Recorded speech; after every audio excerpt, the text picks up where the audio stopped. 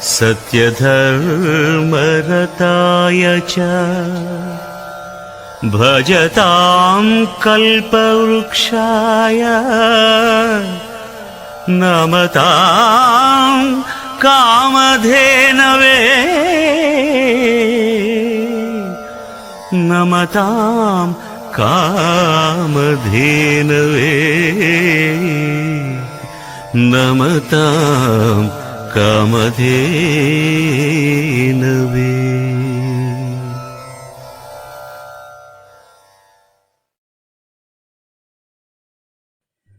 ನಿಖಿಲ ಗುಣಗಣಾರ್ಣೋ ನಿತ್ಯ ನಿರ್ಮುಕ್ತ ದೋಷಃ ಸರಸಜನಯನೋಸೌ ಶ್ರೀಪತಿರ್ಮಾನದೋ ನಃ ಅಭ್ರಮಂ ಭಂಗರಹಿತಂ ಅಜಡಂ ವಿಮಲಂ ಸದಾ ಆನಂದತೀರ್ಥಮತಲಂ ಭಜೇತಾಪತ್ರಯಾಪಹಂ ಅಪಾದಮೌಲಿಪರ್ಯಂತಂ ಗುರುಣಾಂ ಆಕೃತಿಂ ಸ್ಮರೇತ್ ತೇನ ವಿಘ್ನಾಃ ಪ್ರಣಶ್ಯಂತಿ ಸಿದ್ಧ್ಯಂತಿ ಚ ಮನೋರಥಾಃ.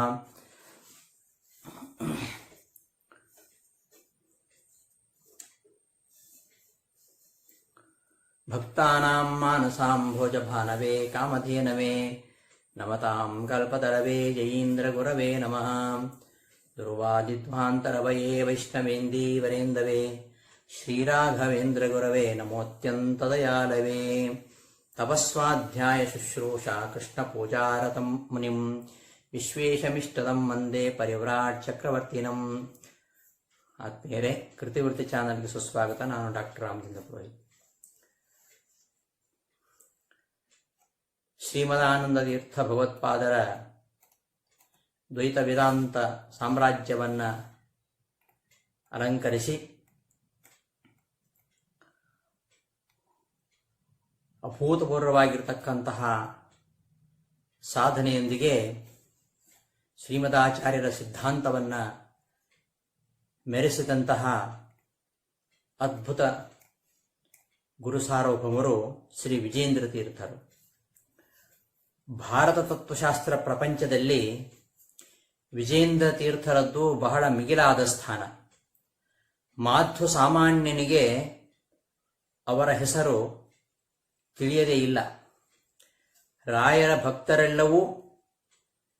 ಭಕ್ತರೆಲ್ಲರೂ ನಿತ್ಯ ಗುರುಸ್ತೋತ್ರವನ್ನು ಹೇಳುವಾಗ ವಿಜೇಂದ್ರನ ಸ್ಮರಣೆ ಮಾಡ್ತಾರೆ.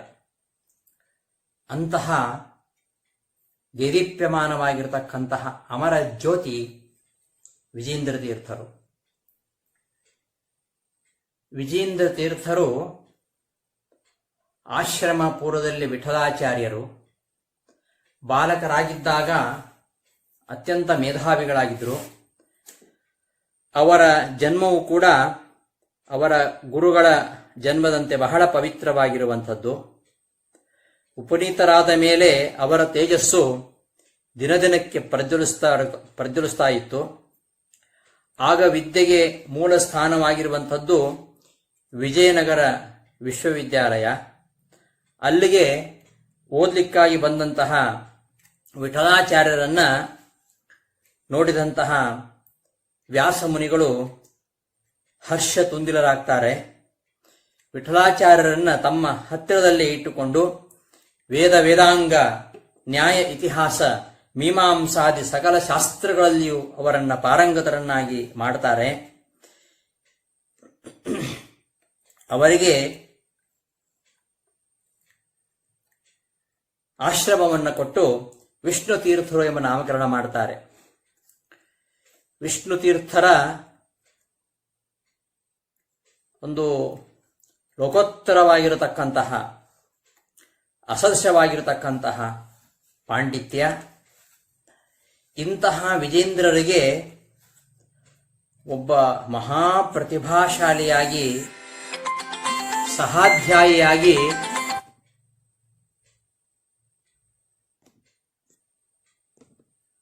ಸಹಾಧ್ಯಾಯಿಯಾಗಿ ದೊರೆತವರು ವಾದಿರಾಜರು. ಇಂತಹ ವಾದಿರಾಜರಂತಹ ಒಬ್ಬ ಸಹಾಧ್ಯಾಯಿಯನ್ನು ಪಡೆದಂತಹ ವಿಜೇಂದ್ರ ತೀರ್ಥರು ಗುರುಗಳ ಆದೇಶದಂತೆ ಅವರು ಈಗಿನ ಶ್ರೀಮದ್ ರಾಘವೇಂದ್ರ ಮಠದ ಆಗಿನ ಗುರುಗಳಾಗಿರ್ತಕ್ಕಂತಹ ಸುಧೀಂದ್ರ ತೀರ್ಥರಿಗೆ ಅವರನ್ನು ಒಪ್ಪಿಸಿಕೊಡ್ತಾರೆ. ಸುರೇಂದ್ರ ತೀರ್ಥರಿಗೆ, ಸುರೇಂದ್ರ ತೀರ್ಥರೊಂದಿಗೆ ವಿಜೇಂದ್ರರು ಹೊರಡುವಾಗ ವ್ಯಾಸರಾಜ ಹೇಳ್ತಕ್ಕಂತಹ ಒಂದು ಮಾತು,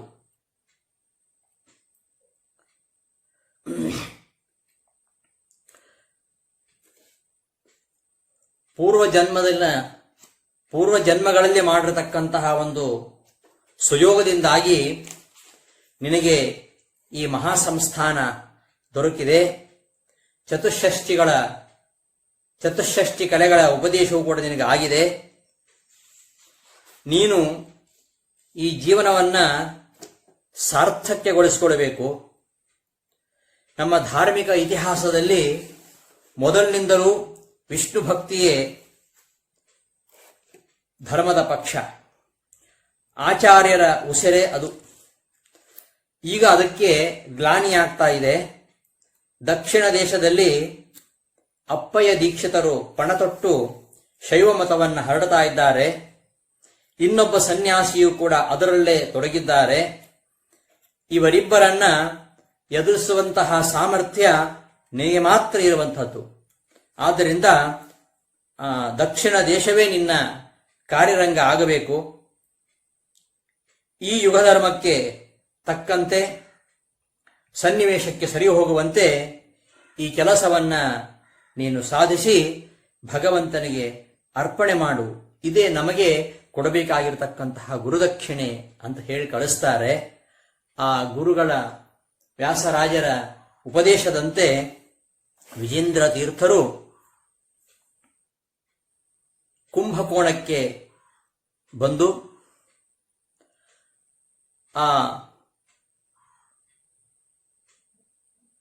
ತಮ್ಮ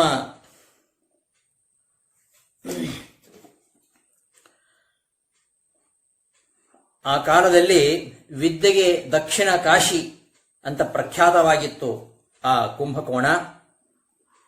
ಶೈವ ಅದ್ವೈತ ಮತಾಚಾರ್ಯರಾಗಿರತಕ್ಕಂತಹ ಅಪ್ಪಯ್ಯ ದೀಕ್ಷಿತರು ಅಲ್ಲೇ ನೆಲೆಸಿದ್ರು. ಇನ್ನೊಬ್ಬ ಎಮ್ಮೆ ಬಸವ ಎಂಬ ವೀರಶೈವ ಮಠಾಧಿಪತಿಯು ಕೂಡ ಬಹಳ ಅಟ್ಟಹಾಸದಿಂದ ಕುಂಭಕೋಣದಲ್ಲಿ ಮೆರೀತಾ ಇದ್ದ. ಅಂತಹ ಕುಂಭಕೋಣ ಪಟ್ಟಣಕ್ಕೆ ಬಂದು ಅಲ್ಲೊಂದು ಸಣ್ಣ ದೇವಸ್ಥಾನದಲ್ಲಿ ಬಿಡಾರವನ್ನ ಮಾಡ್ತಾರೆ. ಅಂದಿನಿಂದ ಆರಂಭವಾಗುತ್ತೆ ವಿಜೇಂದ್ರ ತೀರ್ಥರ ಶ್ರೀಮದಾಚಾರ್ಯರ ಸಿದ್ಧಾಂತದ ಒಂದು ಪ್ರಸಾರ.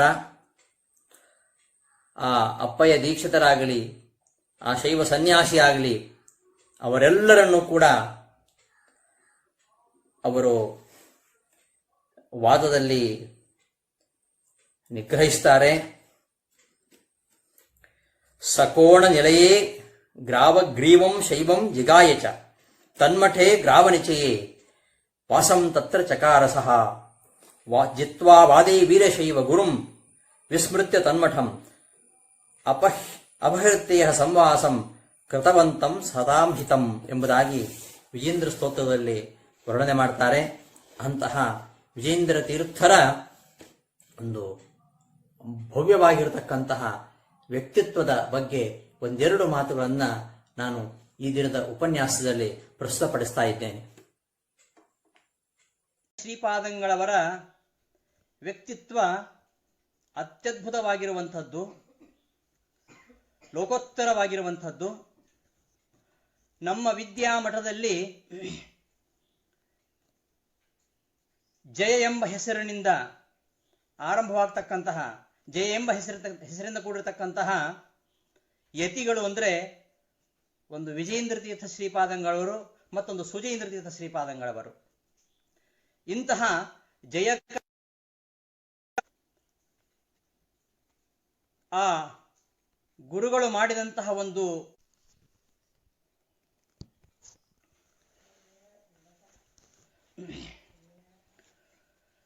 ಪರಮತೀಯರ ಸುಭದ್ರ ಕೋಟೆಯಾಗಿರತಕ್ಕಂತಹ ಕುಂಭಕೋಣಕ್ಕೆ ಲಗ್ಗೆಯಿಟ್ಟು ಅಲ್ಲಿರತಕ್ಕಂತಹ ಎಲ್ಲ ಪರಮತೀಯ ದಿಗ್ಗಜಗಳ ಸೊಲ್ಲನ್ನಡಗಿಸಿದಂತಹ ಒಬ್ಬ ಅಪ್ರತಿಮ ವೀರರಾಗಿ ವಿಜೇಂದ್ರ ತೀರ್ಥರು ವಿದ್ಯಾಮಠದ ಪರಂಪರೆಯಲ್ಲಿ ಬಂದಿರುವಂಥದ್ದು ಅತ್ಯಂತ ಅದ್ಭುತವಾಗಿರತಕ್ಕಂತಹ ಇತಿಹಾಸ.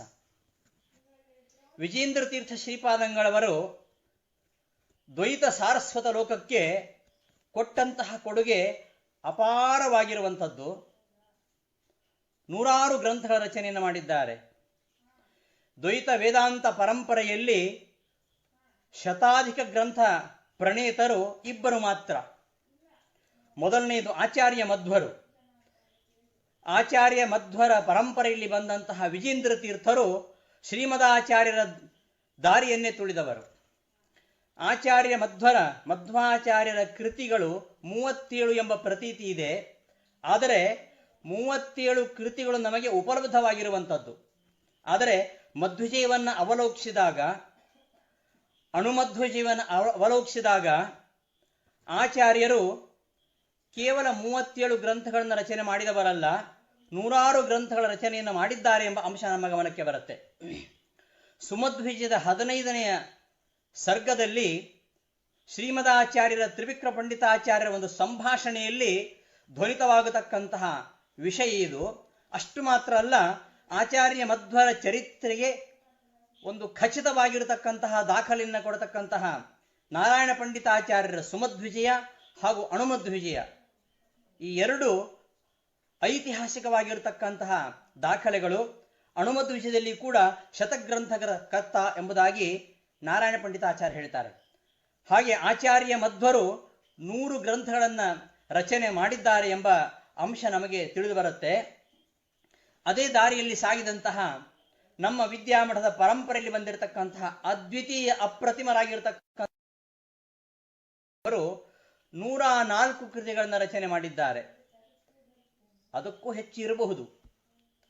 ಆದರೆ ಇವತ್ತು ನಮ್ಮ ಮಠದ ದಾಖಲೆಯ ಪ್ರಕಾರ 104 ಗ್ರಂಥಗಳು. ವಾದೀಂದ್ರ ತೀರ್ಥ ಶ್ರೀಪಾದಂಗಳವರು ತಮ್ಮ ಗುರುಗಣ ಸ್ತವನದಲ್ಲಿ ಚತುರಧಿಕ ಶತಗ್ರಂಥ ಪ್ರಣೇತ ಅಂತ ಹೇಳ್ತಾರೆ. ಹಾಗಾಗಿ 104 ಗ್ರಂಥಗಳನ್ನು ರಚನೆ ಮಾಡಿದ್ದಾರೆ. ಯಾಕೆ 104 ಗ್ರಂಥಗಳನ್ನು ರಚನೆ ಮಾಡಿದರು? ವಿಜೇಂದ್ರಿತ ಶ್ರೀಪಾದಂಗಳವರೊಂದಿಗೆ 12 ವರ್ಷಗಳ ಕಾಲ ಅದ್ಭುತವಾಗಿ ಒಂದು ಚಿಂತನ ಮಂಥನ ಮಾಡಿದಂತಹ ಅದ್ಭುತವಾಗಿರತಕ್ಕಂತಹ ವ್ಯಕ್ತಿ. ಅದ್ವೈತ ವೇದಾಂತ ಪರಂಪರೆಯಲ್ಲಿ ಅದ್ವೈತ ದರ್ಶನಕ್ಕೆ ಆಧಾರ ಸ್ತಂಭ ಎನ್ನುವಂತೆ ಇರತಕ್ಕಂತಹ ಅಪ್ಪಯ್ಯ ದೀಕ್ಷಿತರು ದ್ವೈತ ಮತವನ್ನು ಖಂಡನೆ ಮಾಡ್ತಾ 100 ಗ್ರಂಥಗಳನ್ನು ರಚನೆ ಮಾಡಿದರು. ಅದಕ್ಕೆ ಕಡಿಮೆ ಇಲ್ಲದ ಖಂಡನೆ ಮಾಡಿ ವಿಜೇಂದ್ರ ತೀರ್ಥ ಶ್ರೀಪಾದಂಗಳವರು 104 ಕೃತಿಗಳನ್ನು ರಚನೆ ಮಾಡಿದ್ದಾರೆ. ಒಂದೊಂದು ಕೃತಿಯು ಅತ್ಯದ್ಭುತವಾಗಿರುವಂಥದ್ದು.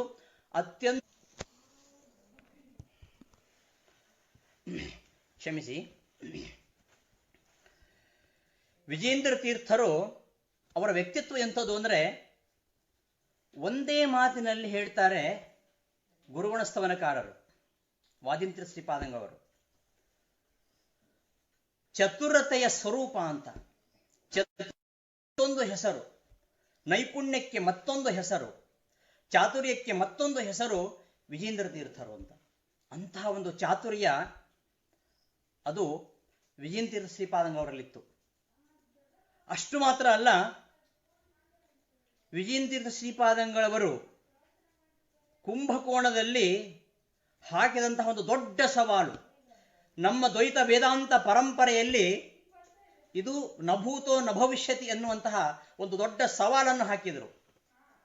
64 ವಿದ್ಯೆಗಳಲ್ಲಿ ಪಾರಂಗತರಾದವರು ಯಾರಾದರೂ ಇದ್ದರೆ ಅವರು ತನ್ನೊಂದಿಗೆ ಬಂದು ವಾದದಲ್ಲಿ ತನ್ನನ್ನು ಸೋಲಿಸಬಹುದು ಎಂಬುದಾಗಿ ಸವಾಲನ್ನು ಹಾಕಿದಂತಹ ಏಕೈಕ ಮಹನೀಯರು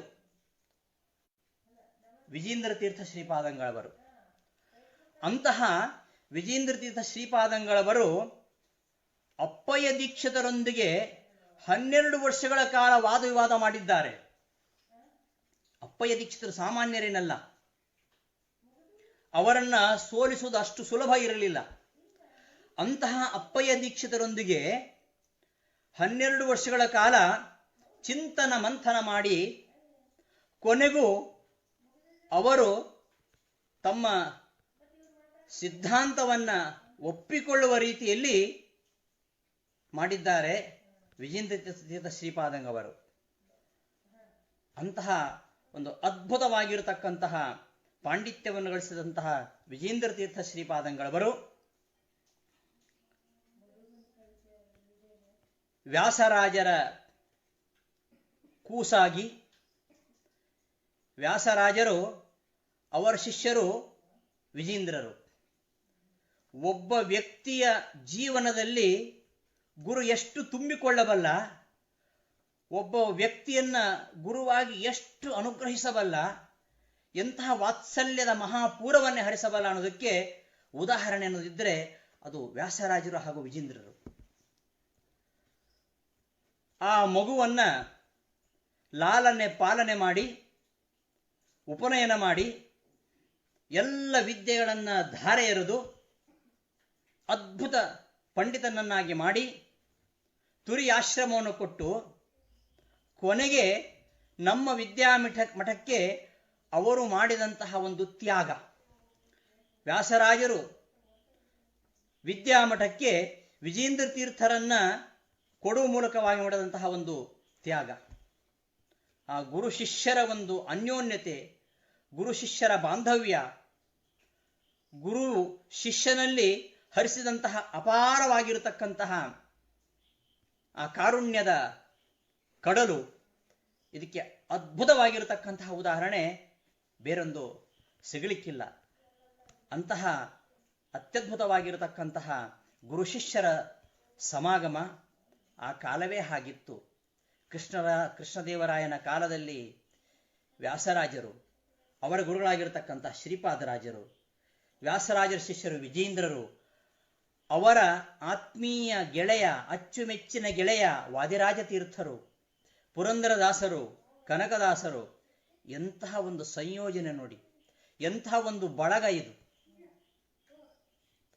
ಅಂತಹ ಒಂದು ಕಾಲದಲ್ಲಿ ವಿಜೇಂದ್ರ ತೀರ್ಥ ಶ್ರೀಪಾದಂಗಳವರು ಸುರೇಂದ್ರ ತೀರ್ಥರ ಶಿಷ್ಯರಾಗಿ ವಿದ್ಯಾಮಠವನ್ನು ಅಲಂಕರಿಸ್ತಾರೆ. ಸುರೇಂದ್ರ ತೀರ್ಥರು ಸಾಮಾನ್ಯರಲ್ಲ, ಮಹಾ ತಪಸ್ವಿಗಳು. ಅಂತಹ ತಪಸ್ವಿಗಳ ಶಿಷ್ಯರಾಗಿ ವಿಜೇಂದ್ರ ತೀರ್ಥ ಶ್ರೀಪಾದಂಗಳವರು ದ್ವೈತ ಸಾರಸ್ವತ ಲೋಕಕ್ಕೆ ಕೊಟ್ಟಂತಹ ಕೊಡುಗೆ ಅಪಾರವಾಗಿರುವಂಥದ್ದು. ಅವರ ಚರಿತ್ರೆ ಅತ್ಯದ್ಭುತವಾಗಿರತಕ್ಕಂತಹ ಚರಿತ್ರೆ. ಎಂತಹ ತಪಸ್ಸು, ಎಂತಹ ಜ್ಞಾನ, ಎಂತಹ ವಾದ ವೈಖರಿ, ಅವರ ಜಾಣ್ಮೆ, ಅವರ ವಾದ ವೈಖರಿ, ಅವರ ವಾಗ್ವೈಖರಿ, ಅವರ ವಾದ ಮಾಲಿಕೆ ಅದು ಲೋಕೋತ್ತರವಾಗಿರುವಂಥದ್ದು. ನಮ್ಮಂತಹ ಪಾಮರರಿಗೆ ಅರ್ಥವಾಗುವುದಿಲ್ಲ. ಅಂತಹ ಅತ್ಯದ್ಭುತವಾಗಿರತಕ್ಕಂತಹ ಮೇರು ಕೃತಿಗಳನ್ನು ರಚನೆ ಮಾಡುವ ಮೂಲಕವಾಗಿ ದ್ವೈತ ಸಾಮ್ರಾಜ್ಯವನ್ನ ಶ್ರೀಮಂತಗೊಳಿಸಿದವರು. ನಮ್ಮ ದ್ವೈತ ಸಂಪ್ರದಾಯದಲ್ಲಿ ಒಬ್ಬ ಯತಿಯ ಸಾಧನೆಯನ್ನು ಗುರುತಿಸುವುದು ಅವರ ಗ್ರಂಥ ರಚನೆ ಮೂಲಕವಾಗಿ. ಅವರ ಗ್ರಂಥ ರಚನೆ, ಅವರ ತತ್ವಪ್ರಸಾರ. ವಿಜೇಂದ್ರ ತೀರ್ಥರು ಅವರು ವಿಭುಧೇಂದ್ರರಾಗಿದ್ದಾಗ ಅವರು ತಮ್ಮ ಪೂರ್ತಿ ಜೀವನವನ್ನ ವಿಷ್ಣು ಸರ್ವತ್ವಮತ್ವಂಚ ಸರ್ವದಾ ಪ್ರತಿಪಾದಯ ಆಸೇತು ಹಿಮಾಚಲ ಪರ್ಯಂತ ಅವರು ದ್ವೈತ ವೇದಾಂತದ ಪ್ರಚಾರವನ್ನ ಎಷ್ಟು ಕಳಕಳಿಯಿಂದ ಮಾಡಿದ್ದಾರೆ. ಅಂತಹ ವಿಭುಧೇಂದ್ರ ತೀರ್ಥರೇ ಮತ್ತೊಮ್ಮೆ ಮೂಲರಾಮನ ಪೂಜೆಯನ್ನು ಮಾಡಲಿಕ್ಕೋಸ್ಕರವಾಗಿ ವಿಜೇಂದ್ರರಾಗಿ ಬಂದಿದ್ದಾರೆ. ವಿಜೇಂದ್ರ ತೀರ್ಥರನ್ನ ನಾವು ಒಂದು ಕಡೆ ಮಹಾ ತಪಸ್ವಿಗಳು ಅಂತ ಗುರುತಿಸಿದರೆ ಮತ್ತೊಂದು ಕಡೆ ಮಹಾಜ್ಞಾನಿಗಳು. ಅವರ ಅಪಾರವಾಗಿರತಕ್ಕಂತಹ ಪಾಂಡಿತ್ಯ, ಅಸದೃಶವಾಗಿರತಕ್ಕಂತಹ ಜ್ಞಾನ ನಿಧಿಯದು. ಅಂತಹ ವಿಜೇಂದ್ರ ತೀರ್ಥ ಶ್ರೀಪಾದಂಗಳವರು ಕುಂಭಕೋಣದಂತಹ ಒಂದು ಪರಮತೀಯ ಸುಭದ್ರವಾಗಿರತಕ್ಕಂತಹ ದುರ್ಗಮವಾಗಿರತಕ್ಕಂತಹ ಕೋಟೆಗೆ ಹೋಗಿ ಅಲ್ಲಿ ಶೈವರೇ ಹೆಚ್ಚಾಗಿ ತುಂಬಿರತಕ್ಕಂತಹ, ಶೈವರ ಪ್ರಾಬಲ್ಯವೇ ಮೆರಿತಾ ಇರತಕ್ಕಂತಹ ಅಂತಹ ದುರ್ಗಮವಾಗಿರತಕ್ಕಂತಹ ಸ್ಥಳಕ್ಕೆ ಹೋಗಿ ದ್ವೈತ ವೇದಾಂತದ ದುಂದುಭೆಯನ್ನ ಮೊಳಗಿಸಿದವರು. ಮಾತ್ರ ಅಲ್ಲ, ಎಲ್ಲ ಮತೀಯರೊಂದಿಗೆ ಸಾಮರಸ್ಯವನ್ನ, ಅಪ್ಪಯ್ಯ ದೀಕ್ಷಿತರೊಂದಿಗೆ ವಾದ ವಿವಾದದಲ್ಲಿ ಅಷ್ಟೇ ಅವರದು. ಅದನ್ನು ಬಿಟ್ಟು ಈಚೆ ಬಂದ್ರೆ ತುಂಬಾ ಅಪ್ಪಟ ಸ್ನೇಹಿತರವರು. ಆ ಒಂದು ಸಾಮರಸ್ಯ ನಮ್ಮ ವಿದ್ಯಾಮಠಕ್ಕೂ ಇತರ ಮತಾಚಾರ್ಯರಿಗೂ ವೈಚಾರಿಕವಾಗಿರತಕ್ಕಂತಹ ಭಿನ್ನಾಭಿಪ್ರಾಯಗಳಿದ್ರೂ ಕೂಡ ಒಂದು ಸಾಮರಸ್ಯ, ಒಂದು ಅನ್ಯೋನ್ಯತೆ, ಒಂದು ಬಾಂಧವ್ಯ ಅದು ಅಂದಿನಿಂದ ಇಂದಿನವರೆಗೂ ಇದೆ. ಇವತ್ತು ನಾವು ಗಮನಿಸಬಹುದು, 4 ದಶಕಗಳ ಕಾಲ ಸುಜೇಂದ್ರ ತೀರ್ಥರ ಕಾಲದಿಂದಲೂ ಕೂಡ ನಾವು ಕಂಡ ಹಾಗೆ ಗಮನಿಸ್ತಾ ಇದ್ದೇವೆ. ಪ್ರತಿ ವರ್ಷ ವಿಜೇಂದ್ರ ತೀರ್ಥರ ಆರಾಧನಾ ಸಂದರ್ಭದಲ್ಲಿ ಯಾವುದೇ ಮತಭೇದವಿಲ್ಲದೆ ಎಲ್ಲ ವೈದಿಕರನ್ನ, ಅವರು ಅದ್ವೈತ ಪಂಡಿತರೇ ಆಗಿರಲಿ, ವಿಶಿಷ್ಟಾದ್ವೈತ ಪಂಡಿತರೇ ಆಗಿರಲಿ, ಎಲ್ಲ ತ್ರಿಮತಸ್ಥ ಪಂಡಿತರನ್ನ, ತ್ರಿಮತಸ್ಥ ವೈದಿಕರನ್ನ, ವೇದ ವಿದ್ವಾಂಸರನ್ನ ಎಷ್ಟು ಪ್ರೀತಿಯಿಂದ ಗೌರವಿಸ್ತಾರೆ, ಅವರನ್ನು ಸನ್ಮಾನಿಸ್ತಾರೆ. ಇವತ್ತಿಗೂ ನಾವು ಸುಜೇಂದ್ರ ತೀರ್ಥರ ಕಾಲದಿಂದ ಈ ಒಂದು ಸುಭದೀಂದ್ರವರು ಕೂಡ ನೋಡ್ತಾ ಇದ್ದೇವೆ. ಅಂತಹ ಒಂದು ಸಾಮರಸ್ಯವನ್ನ ಕಲಿಸಿಕೊಟ್ಟವರು, ಅಥವಾ ನಮ್ಮ ಮಠೀಯ ಸಾಮರಸ್ಯಕ್ಕೆ ಒಂದು ಭದ್ರವಾಗಿರತಕ್ಕಂತಹ ತಳಹದಿಯನ್ನು ಹಾಕಿದವರು ವಿಜೇಂದ್ರ ತೀರ್ಥರು. ಅವರು ವಾದದಲ್ಲಿ ಎಷ್ಟು ಪರಮತೀಯರೊಂದಿಗೆ ವಾದ ಮಾಡಿರಬಹುದು, ಎಷ್ಟು ತಾಕಲಾಟ ನಡೆದಿರಬಹುದು, ಆದರೆ ವೈಚಾರಿಕವಾಗಿ ಏನೇ ಭಿನ್ನಾಭಿಪ್ರಾಯಗಳಿದ್ರೂ ಕೂಡ ಅತ್ಯಂತ ಸ್ನೇಹದಿದ್ದವರು. ಅದಕ್ಕೆ ನಿದರ್ಶನ ಅಪ್ಪಯ್ಯ ದೀಕ್ಷಿತರು ಹಾಗೂ ವಿಜೇಂದ್ರರು. ಕೊನೆಗೆ ಅಪ್ಪಯ್ಯ ದೀಕ್ಷಿತರು ದ್ವೈತ ಮತವನ್ನು ಸ್ವೀಕರಿಸಿ ಮತಾಂತರ ಮಾಡುವ ಇಚ್ಛೆ ವ್ಯಕ್ತಪಡಿಸ್ತಾರೆ. ವಿಜೇಂದ್ರರು ನಿರಾಕರಿಸ್ತಾರೆ ಅದನ್ನು. ನಮಗೂ ನಿಮಗೂ ವಿಚಾರದಲ್ಲಿ ಅಷ್ಟೇ ಭಿನ್ನಾಭಿಪ್ರಾಯ, ಆದರೆ ನೀವು ನಿಮ್ಮ ಧರ್ಮದಲ್ಲೇ ಇರಬೇಕು ಅಂತ. ಅಷ್ಟು ಒಂದು ಅಪ್ಪಯ್ಯ ದೀಕ್ಷಿತರು ಸನಿಹದ ಸ್ನೇಹಿತರಾಗಿದ್ದರು. ಆ ಮೂಲಕವಾಗಿ ಇವತ್ತಿಗೂ ವಿಜೇಂದ್ರ ತೀರ್ಥರ ಆರಾಧನಾ ಸಂದರ್ಭದಲ್ಲಿ, ಅದು ಕುಂಭಕೋಣದಲ್ಲಿ ಇರಬಹುದು, ಎಲ್ಲೇ ಇರಬಹುದು, ನಮ್ಮ ವಿದ್ಯಾಮಠದ ಯಾವುದೇ ಆರಾಧನೆಗಳಿದೆ ನೋಡಿ, ನೀವು ತ್ರಿಮತಸ್ಥರನ್ನು ಕೂಡ, ತ್ರಿಮತಸ್ಥ ವೈದಿಕರನ್ನು ಕೂಡ ಸನ್ಮಾನಿಸುವಂಥದ್ದು, ಗೌರವಿಸುವಂಥದ್ದು ನಾವು ಕಾಣ್ತಾ ಇದ್ದೇವೆ. ಈ ಒಂದು ಪರಂಪರೆಯನ್ನ, ಈ ಒಂದು ಹಿತಕರವಾಗಿರತಕ್ಕಂತಹ ಪರಂಪರೆಯನ್ನ, ಈ ಸಾಮರಸ್ಯದ ಒಂದು ಪರಂಪರೆಗೆ ಬುನಾದಿಯನ್ನು ಹಾಕಿದವರು ವಿಜೇಂದ್ರ ತೀರ್ಥ ಶ್ರೀಪಾದಂಗಳವರು. ಅದರಿಂದ ವಿಜೇಂದ್ರ ಅಂದ ಕೂಡ ಬರೀ ಅವರು ವಾದ ಪ್ರತಿವಾದ ಮಾಡಿದರು, ಅವರು ದ್ವೈತ ಮತ ಬಿಟ್ಟು ಬೇರೆ ಮತವನ್ನು ಸಹಿಸಲಿಲ್ಲ ಎಂಬ ದೃಷ್ಟಿಯಿಂದ ನಾವು ನೋಡಬಾರದು. ವೈಚಾರಿಕವಾಗಿ ಎಷ್ಟು ನಮ್ಮಲ್ಲಿ ಭಿನ್ನಾಭಿಪ್ರಾಯ ಇದ್ರೂ ಕೂಡ ಎಲ್ಲ ವೈದಿಕರನ್ನು ಕೂಡ ಅತ್ಯಂತ ಸಹೃದಯತೆಯಿಂದ, ಸ್ನೇಹದಿಂದ ಅಂತಹ ಒಂದು ಅದ್ಭುತವಾಗಿರತಕ್ಕಂತಹ ವ್ಯಕ್ತಿತ್ವ ವಿಜೇಂದ್ರ ತೀರ್ಥ ಶ್ರೀಪಾದಂಗಳವರದ್ದು.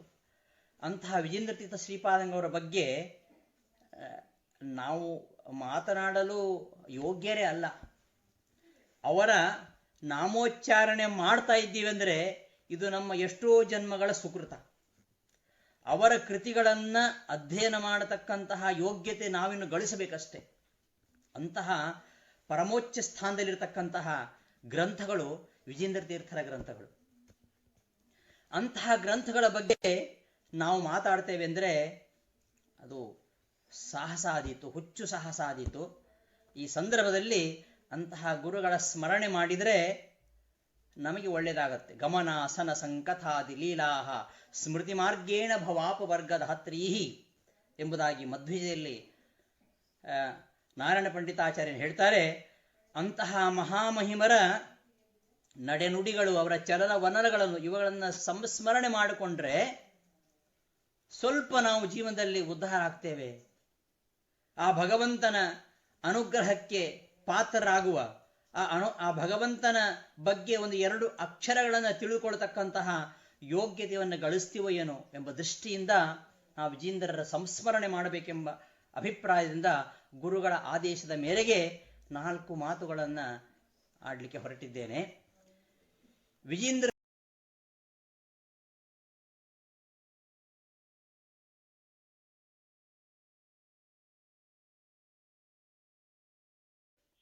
ಪ್ರಾರ್ಥನೆ ಮಾಡುವಂಥದ್ದು.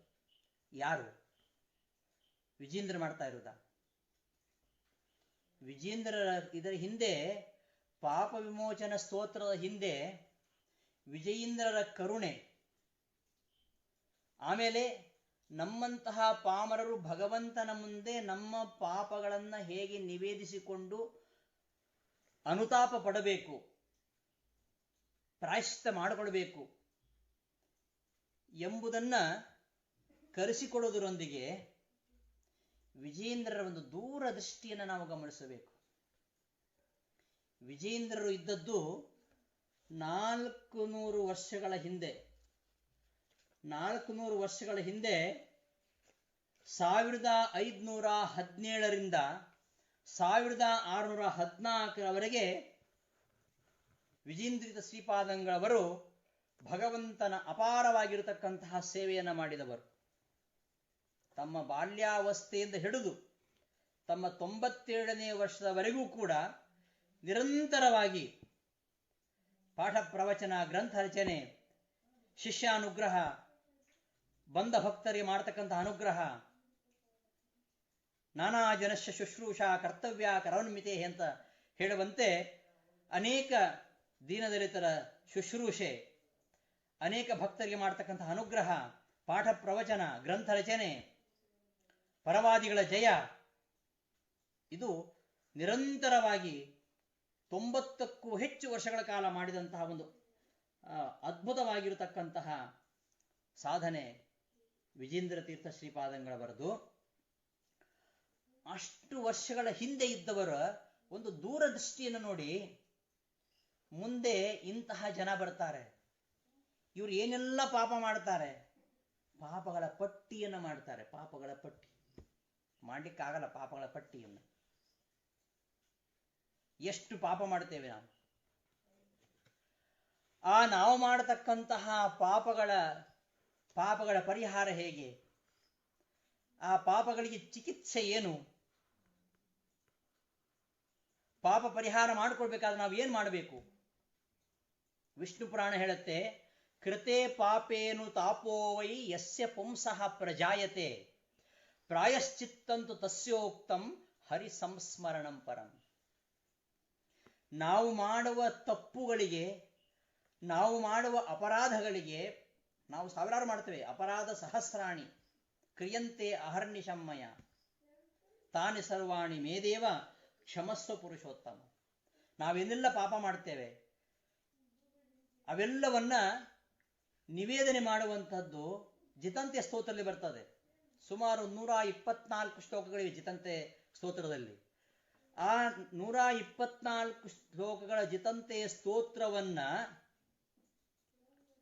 ಕುಟ್ಟಿ ಪುಡಿ ಮಾಡಿ ನಮಗೆ ಕೊಡ್ತಾ ಇದ್ದಾರೆ ವಿಜೇಂದ್ರ ತೀರ್ಥ ಶ್ರೀಪಾದಂಗಳವರು. ಬರೀ 27 ಶ್ಲೋಕಗಳ ಮೂಲಕವಾಗಿ ಪಾಪ ಪರಿಹಾರ ಸ್ತೋತ್ರದಲ್ಲಿ, ಪಾಪ ವಿಮೋಚನ ಸ್ತೋತ್ರದಲ್ಲಿ ನಾವು ಎಷ್ಟೇ ಪಾಪ ಮಾಡಿದರೂ ಕೂಡ ಹರಿ ಸಂಸ್ಮರಣೆ, ಅದಕ್ಕೆ ಪ್ರಾಯಶ್ಚಿತ್ತ. ಕೃತೆ ಪಾಪೇ ಅನುತಾಪೋ ವೈ ಯಸ್ಯ ಪುಂಸಃ ಪ್ರಜಾಯತೆ. ನಾವು ಎಷ್ಟೇ ಪಾಪಗಳನ್ನು ಮಾಡಿದರೂ ಕೂಡ ಅನುತಾಪ ಪಟ್ರೆ ಅದೇ ದೊಡ್ಡ ಪ್ರಾಯಶ್ಚಿತ್ತ. ಹೇಗೆ ಅನುತಾಪ ಪಡಬೇಕು? ಹರಿ ಸಂಸ್ಮರಣೆ ಪರಂ ಪ್ರಾಯಶ್ಚಿತ್ತಂ. ನಾವು ಮಾಡಿದ ಪಾಪವನ್ನ ನೀಗಿಸಿಕೊಳ್ಳಿಕ್ಕೆ, ನಾವು ಮಾಡಿದ ಪಾಪಗಳನ್ನು ಪರಿಹರಿಸಿಕೊಳ್ಳಿಕ್ಕೆ ಅದ್ಭುತವಾಗಿರತಕ್ಕಂತಹ ಚಿಕಿತ್ಸೆ, ಅದ್ಭುತವಾಗಿರತಕ್ಕಂತಹ ಪ್ರಾಯಶ್ಚಿತ್ತ. ಅದು ಯಾವುದು? ನಮ್ಮ ಪಾಪಗಳೆಂಬ ರೋಗಗಳಿಗೆ ಚಿಕಿತ್ಸೆ, ಟ್ರೀಟ್ಮೆಂಟ್ ಅದು ಯಾವುದು ಅಂದರೆ ವಿಷ್ಣು ಪುರಾಣ ಹೇಳುತ್ತೆ, ಹರಿ ಸಂಸ್ಮರಣಂ ಪರಂ. ಎಷ್ಟೋ ಪಾಪ ಮಾಡ್ತೇವೆ. ಅಪರಾಧ ಸಹಸ್ರಾಣಂ ಸಹಸ್ರಂ ಅಯುತಂ ತಥಾ ಅರ್ಬುದಂ ಚಾಪ್ಯಸಂಖ್ಯೇಯಂ ಕರುಣಾಬ್ಧೇ ಕ್ಷಮಸ್ವಮೆ. ಲೆಕ್ಕ ಇಲ್ಲ ನಾವು ಮಾಡ್ತಕ್ಕಂತಹ ಪಾಪ ಕಾರ್ಯಗಳಿಗೆ. ಅವೆಲ್ಲವನ್ನು ಕೂಡ ಆ ಕರುಣಾಳವಾಗಿರ್ತಕ್ಕಂಥ ಕರುಣಾಸಾಗರ ಅಂತಹ ಭಗವಂತ ಕ್ಷಮಿಸಬೇಕು ಅಂತ ಏನು ಜಿತಂತೆ ಸ್ತೋತ್ರದಲ್ಲಿ ಬ್ರಹ್ಮದೇವರು ಹೇಳ್ತಾರೆ, ಪ್ರಾರ್ಥನೆ ಮಾಡ್ತಾರೆ. ಅದೇ ದಾರಿಯಲ್ಲಿ ವಿಜಿಂತಿತ ಶ್ರೀಪಾದಂಗಳವರು ಇದನ್ನು ರಚನೆ ಮಾಡಿದ್ದಾರೆ. ಆದರೆ ಇಲ್ಲಿ ಒಂದು ದೂರದೃಷ್ಟಿ ನಾವು ಗಮನಿಸಬೇಕು. ಮುಂದೆ ಈ ಕಲಿಕಾಲ ಕಾಲಿತ ಗುಣೇ ಧರಾತಲೆ ಸುಜನೋನ ನೂದ ಮಧುನಾಸ್ತಿ ಯೋಗ್ಯದೀಹಿ ಪರತತ್ವ ವರ್ಣನ ಮಯೋಗ್ಯ ತಾವತೆ ನಾನು ಹವ್ಯದಾನಮಿ ನಿಂದಿತೆ ಶುನೆ. 13ನೇ ಶತಮಾನದಲ್ಲಿ ಆಚಾರ್ಯ ಹೇಳಿದ ಎಲ್ಲ ಪಾಪಿಗಳೇ ತುಂಬಿದ್ದಾರೆ ಈ ಪ್ರಪಂಚದಲ್ಲಿ. ಕಲಿಕಾಲ ಕಾಲಿತ ಗುಣೇ ಧರಾತಲೆ ಸುಜನೋ ನನೂನ ಮಧುನಾಸ್ತಿ ಯೋಗ್ಯದೀಹಿ. ಸಜ್ಜನರೇ ಇಲ್ಲ, ನಾನು ಹೋಗಿ ಏನ್ ಮಾಡಬೇಕು ಅಂತಾರೆ.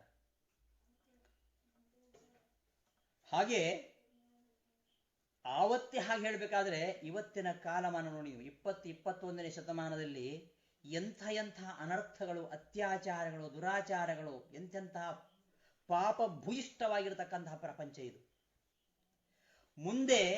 ಮುಂದಿನ ಯೋಜನಾಂಗ ಅಥವಾ ಮುಂದಿನ ಜನಾಂಗ ಎಂತೆಂತಹ ಪಾಪಗಳನ್ನು ಮಾಡ್ತಾರೆ, ಅದಕ್ಕೇನು ಚಿಕಿತ್ಸೆ ಎಂಬುದನ್ನ ವಿಜಯೇಂದ್ರ ಶ್ರೀಪಾದಂಗಳವರು 400 ವರ್ಷಗಳ ಮೊದಲೇ ಕಂಡುಕೊಂಡು ಅದನ್ನು ನಮಗೆ ಅವತ್ತೇ ಕೊಟ್ಟಿದ್ದಾರೆ. ಇದು ಅವರ ಕರುಣೆ ಅಲ್ಲವೇ? ಅದು ನಾವು ಆಲೋಚನೆ ಮಾಡಬೇಕು. ನಮಗೆ ತಪ್ಪು ಮಾಡಿದರೆ ಹೇಗೆ ನಿವೇದನೆ ಮಾಡಬೇಕು ಗೊತ್ತಿಲ್ಲ. ಇನ್ನೊಂದು ವಿಷಯ, ತುಂಬಾ ತಪ್ಪು ಮಾಡಿದಂತಹ ವ್ಯಕ್ತಿ ಮುಖ ತೋರಿಸ್ಲಿಕ್ಕಾಗಲ್ಲ. ತುಂಬಾ ತಪ್ಪುಗಳನ್ನ ಮಾಡತಕ್ಕಂಥ ಒಬ್ಬ ಮಗ ತಂದೆ ಮುಂದೆ ಮುಖ ತೋರಿಸ್ಲಿಕ್ಕೆ ತುಂಬಾ ಮುಜುಗರ ಪಟ್ಕೊಳ್ತಾನೆ. ಅಷ್ಟು ಪಾಪ ಮಾಡಿದ್ದಾನೆ, ಅಷ್ಟು ತಪ್ಪು ಮಾಡಿದ್ದಾನೆ. ಹಾಗಿರುವಾಗ ಅಂತಹ ಸ್ಥಾನದಲ್ಲಿ ನಿಂತು ಭಗವಂತನ ಮುಂದೆ ನಿಂತುಕೊಳ್ಳುವ ಮುಖ ಇಲ್ಲ ನಮಗೆ. ಮುಖ ಮುಚ್ಚಿಕೊಂಡು ಓಡಾಡ್ತಕ್ಕಂಥ ಸ್ಥಿತಿ ಬಂದಿದೆ ಇವತ್ತು ನಮಗೆ ಎಲ್ಲರಿಗೂ. ಈ ಕಾಲದಲ್ಲಿ ಮುಖವನ್ನು ಮುಚ್ಚಿಕೊಂಡು ಓಡಾಡುವಂತಹ ಸನ್ನಿವೇಶ. ಅಷ್ಟು ಪಾಪಗಳನ್ನ ಮನುಷ್ಯ ಇವತ್ತು ಮಾಡ್ತಾ ಇದ್ದಾನೆ. ಭಗವಂತನ ಮುಂದೆ ನಮಗೆ ಮುಖ ತೋರಿಸಲಿಕ್ಕೆ ಆಗ್ತಾ ಇಲ್ಲ. ಅದಕ್ಕೆ ನಮ್ಮೆಲ್ಲರ ಪ್ರತಿನಿಧಿಯಾಗಿ ಅವರು ಭಗವಂತನ ಮುಂದೆ ಪಾಪ ನಿವೇದನೆ ಮಾಡ್ತಾ ಇದ್ದಾರೆ. ರಾಘವೇಂದ್ರ ತೀರ್ಥ ಶ್ರೀಪಾದಂಗಳವರು ಕೂಡ ಹಾಗೆ ಮಾಡಿದವರು. ಇಂದು ಏನೇ ಗೋವಿಂದ ಸ್ತೋತ್ರದಲ್ಲಿ ಕೀರ್ತನೆಯಲ್ಲಿ ಅದು ಅವರ ಅಪರಾಧ ಎಣಿಕೆ ಅಲ್ಲದು. ಅವರಂತಹ ತಪ್ಪನ್ನು ಮಾಡಲಿಲ್ಲ. ರಾಘವೇಂದ್ರ ತೀರ್ಥ ಶ್ರೀಪಾದಂಗಳವರಿಗೆ ಬಡತನವಿತ್ತು ಏನೋ ನಿಜ. ಆದರೆ ಬಡತನಕ್ಕೆ ಅವರು ಯಾವತ್ತೂ ಕುಗ್ಗಿದವರಲ್ಲ, ಕುಂದಿದವರಲ್ಲ. ಭಗವಂತ ಸುಖ ಕೊಟ್ಟು ನೋಡ್ತಾನೆ, ಕಷ್ಟ ಕೊಟ್ಟು ನೋಡ್ತಾನೆ. ಆ ಎರಡೂ ಪರೀಕ್ಷೆಯಲ್ಲಿ ಯಶಸ್ವಿಯಾಗಿ ಪಾಸಾದವರು ರಾಯರು. ಅವರಿಗೆ ಯಾವ ಕಷ್ಟ ಇರಲಿಲ್ಲ. ಕಷ್ಟವನ್ನು ಕೂಡ ಭಗವತ್ ಪ್ರಸಾದ ಸ್ವೀಕಾರ ಮಾಡಿದರು. ಕಷ್ಟ ಅಂತ ಅವರು ಹೇಳ್ಕೊಳ್ಳೇ ಇಲ್ಲ. ನಾವು ನಮ್ಮ ಕಷ್ಟಗಳನ್ನು ನಿವೇದಿಸಿಕೊಳ್ಬೇಕು ಹೇಗೆ, ನಾವು ನಮ್ಮ ತಪ್ಪನ್ನ ಹೇಗೆ ಪ್ರಾಯಶ್ಚಿತ್ತ ಮಾಡಿಕೊಳ್ಬೇಕು, ಹೇಗೆ ಭಗವಂತನ ನಿವೇದನೆ ಮಾಡಬೇಕು ಎಂಬುದನ್ನ ತೋರಿಸಿಕೊಟ್ಟವರು ರಾಯರು. ಅಲ್ಲಿ ಈ ನಾವು ಮಾಡಿದ ತಪ್ಪುಗಳನ್ನ ಭಗವಂತನಿಗೆ ಒಪ್ಪಿಸುವ ಈ ಒಂದು ಕ್ರಮ ಏನಿದೆ, ಈ ಒಂದು ಪದ್ಧತಿ ಏನಿದೆ, ಇದಕ್ಕೆ ಒಂದು ಭೂಮಿಕೆ ರಚನೆ ಮಾಡಿದವರು ಬ್ರಹ್ಮದೇವರು ಜಿತಂತೆ ಸ್ತೋತ್ರದಲ್ಲಿ. ಅದೇ ಹಾದಿಯನ್ನ ತುಳಿದವರು ವಿಜಯಂತಿತ ಶ್ರೀಪಾದಂಗಳವರು. ವಿಜಯಂತಿತ ಶ್ರೀಪಾದಂಗಳವರ ನಂತರ ನೋಡಿ ರಾಯರು ಅದೇ ರೀತಿಯ ಸ್ತೋತ್ರವನ್ನು ಮಾಡ್ತಾರೆ. ರಾಯರು ಅದೇ ರೀತಿಯಲ್ಲಿ ಸ್ತೋತ್ರ ಮಾಡ್ತಾರೆ.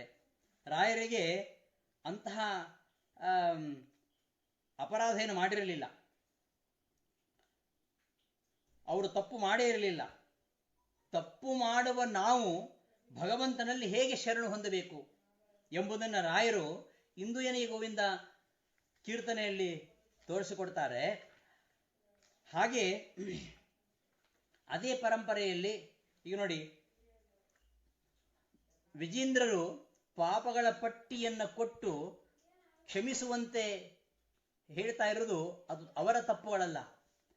ಅವರ ಚಾರಿತ್ರ್ಯದಲ್ಲಿ ಪಾಪದ ಲವಲೇಶವೂ ಇಲ್ಲ. ಇದು ನಮ್ಮಂತಹ ಪಾಮರರು ಭಗವಂತನಲ್ಲಿ ಈ ನಮ್ಮ ಪಾಪದ ಪ್ರಾಯಶ್ಚಿತ್ತ ಹೇಗೆ, ಪಾಪದ ಪ್ರಾಯಶ್ಚಿತ್ತಕ್ಕೆ ಚಿಕಿತ್ಸೆ ಏನು, ಆ ಭಗವಂತನ ಸ್ಮರಣೆ ಹೇಗೆ ಮಾಡಬೇಕು ಎಂಬ ಈ ವಿಧಾನವನ್ನ ವಿಜೇಂದ್ರ ತೀರ್ಥರು ಹಾಕಿಕೊಟ್ರು. ಅದೇ ರೀತಿಯಲ್ಲಿ ಶ್ರೀಪಾದರಾಜರು ಕೂಡ ಹೇಳ್ತಾರೆ ಒಂದು ಮಾತನ್ನ. ವಾದಿರಾಜರು ಹೇಳ್ತಾರೆ, ದುಷ್ಟ ಜನರ ಕೂಡಿ ನಾನತಿ ಭ್ರಷ್ಟನಾದೆ, ದುಷ್ಟ ಜನರ ಕೂಡಿ ನಾನತಿ ಭ್ರಷ್ಟನಾದೆ. ನೋಡಿ, ಶ್ರೇಷ್ಠ ರೂಪ ಮುರ ಮುಷ್ಟಿಕ ವೈರಿಯ ನಿಷ್ಠೆಯಿಂದ ನಾನು ದೃಷ್ಟಿಸಿ ನೋಡದೆ ಮೋಸ ಹೋದಿನಲ್ಲ, ಸಕಲವು ವಾಸುದೇವ ಬಲ್ಲ. ಶ್ರೀಪಾದರಾಜರು ಹೇಳುವಂತಹ ಮಾತು. ಶ್ರೀಪಾದರಾಜರಿಗೆ ಈ ಅವಸ್ಥೆ ಬಂದಿತ್ತೇ? ಇಲ್ಲ. ಅದು ನಾವು ಮಾಡುವ ಪಾಪ, ನಾವು ಭಗವಂತನಲ್ಲಿ ಹೇಗೆ ಅರಿಕೆ ಮಾಡಿಕೊಳ್ಬೇಕು. ವಾದಿರಾಜರು ಹಾಗೆ ಹೇಳ್ತಾರೆ. ವಾದಿರಾಜರ ಮಾತನ್ನು ಕೇಳಿ, ಸತಿ ಪುರುಷರು ನಾವು ಸಂತೋಷದಿಂದ ಇರಲಿಲ್ಲ, ಸತಿ ಪುರುಷರು ನಾವು ಸಂತೋಷದಿಂದ ಇರಲಿಲ್ಲ, ಯತಿಯಾಗಿ ತೀರ್ಥಯಾತ್ರೆ ಮಾಡಲಿಲ್ಲ. ಅವರು ಯತಿಯಾಗಿದ್ದವರು, 120 ವರ್ಷಗಳ ಕಾಲ ಅಖಂಡ ಸಾಧನೆ ಅವರದು. ತೀರ್ಥಯಾತ್ರೆ, ತೀರ್ಥ ಪ್ರಬಂಧದಲ್ಲಿ ತೀರ್ಥಯಾತ್ರೆ ಮಾಡಿಬಿಟ್ಟಿದ್ದಾರೆ. ಸತಿ ಪುರುಷರು ನಾವು ಸಂತೋಷದಿಂದ ಇರಲಿಲ್ಲ. ಇದೆಲ್ಲ ಸತಿ ಪುರುಷರ ಬಗ್ಗೆ ಹೇಳ್ತಕ್ಕಂತಹ ಮಾತು, ವಾದಿರಾಜರ ಬಗ್ಗೆ ತಮ್ಮ ಬಗ್ಗೆ ಹೇಳ್ಕೊಂಡದ್ದಲ್ಲ. ಶ್ರುತಿ ಪುರಾಣ ಕಿವಿಗೊಟ್ಟು ಕೇಳಲಿಲ್ಲ, ಮೃತವಾಗೋ ಕಾಲ ಬಂತು ಬರಿದೆ ಮುಪ್ಪಾದೆನಲ್ಲ. ನೋಡಿ, ಈ ಅಪರೋಕ್ಷ ಜ್ಞಾನಿಗಳು ಆಡತಕ್ಕಂತಹ ಈ ಉದ್ಗಾರಗಳು, ಇದು ಅವರು ತಾವು ಮಾಡುವ ಅಪರಾಧಗಳ ನಿವೇದನೆ ಅಲ್ಲ.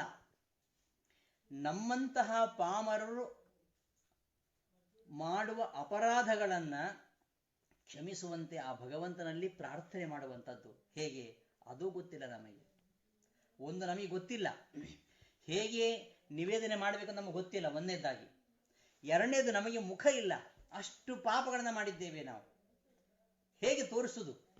ಪಾಪ ಮಾಡಿದಂತಹ ವ್ಯಕ್ತಿ, ತುಂಬಾ ಕೆಟ್ಟ ಕೆಲಸ ಮಾಡಿದಂತಹ ವ್ಯಕ್ತಿ ಹೇಗೆ ಮುಖ ತೋರಿಸ್ತಾನೆ? ಅವನಿಗೆ ಫೇಸೇ ಇಲ್ಲ ಅಂತ ಹೇಳ್ತಾರೆ. ಹಾಗಾಗಿ ನಮ್ಮೆಲ್ಲರ ಪರವಾಗಿ ನಮ್ಮಂತಹ ಪಾಪಿಗಳು, ನನ್ನಂತಹ ಪಾಪಿ ಇಲ್ಲ ಅಂತ ಹೇಳ್ತಾರೆ ಪಾಪ ವಿಮೋಚನ ಸ್ತೋತ್ರದಲ್ಲಿ, ನನ್ನಂತಹ ಪಾಪಿ ಇಲ್ಲ ಅಂತ ಹೇಳ್ತಾರೆ.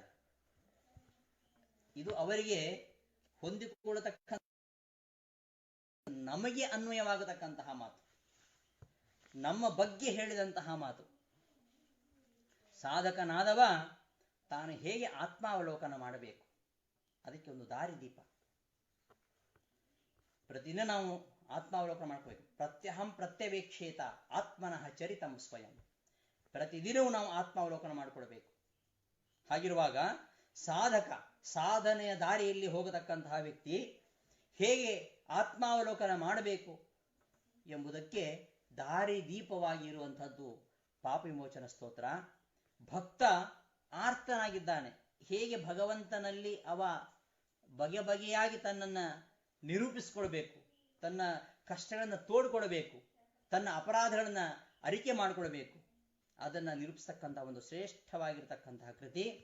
ಅದರ ನಂತರ ಮುಂದೆ ಅನೇಕ ಹರಿದಾಸರು ಕೂಡ ಇದೇ ಪರಂಪರೆಯನ್ನು ಅನುಸರಿಸ್ತಾ ಬಂದರು. ಜಗನ್ನಾಥದಾಸರು ನರಹರಿ ನಿನ್ನ ನಾಮಸ್ಮರಣೆ ಮಾಡದೆ ನರಕದಲ್ಲಿ ಗುರಿಯಾದೆನೋ ಹರಿಯೇ, ರಮಣ ತವ ಚರಣ ದೊರಕುವುದು ಹ್ಯಾಂಗಿನ್ನು ಪರಮ ಪಾಪಿಷ್ಠ ನಾನು.